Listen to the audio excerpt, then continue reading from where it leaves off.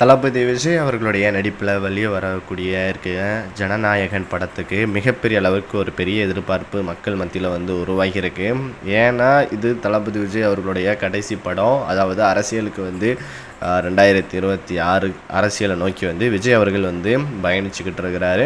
அதனால் இது அவருடைய கடைசி படம் அப்படிங்கிறதுனால மக்கள் மத்தியிலையும் சரி, உலக அளவிலையும் சரி, ஒரு மிகப்பெரிய அளவுக்கு ஒரு எதிர்பார்ப்பு வந்து இருக்குது. இந்த படத்தில் வந்து விஜய் அவர்கள் வந்து ஒரு அரசியலை தான் வந்து பேச போகிறார். அரசியல் சார்ந்த படமாக தான் இந்த படமும் இருக்க போகுது அப்படின்ட்டு பலரும் பல கருத்துக்களை வந்து தொடர்ந்து வந்து கொடுத்துக்கிட்டு இருக்கிறாங்க.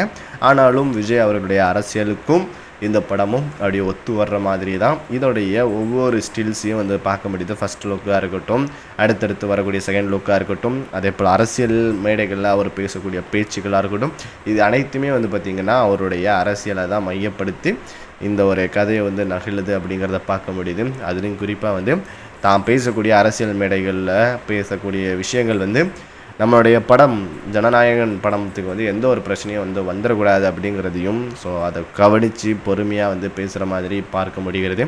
உங்களுடைய கருத்துக்கள் சொல்லுங்கள். விஜய் அவர்களுடைய அரசியல் வருகை ப்ளஸ் அவருடைய அரசியல் நகர்வுகள் வந்து எவ்வாறு நீங்கள் பார்க்குறீங்க அப்படிங்கிறத கமெண்ட்டில் வந்து சொல்லுங்கள் நண்பர்களே. சரிங்களா?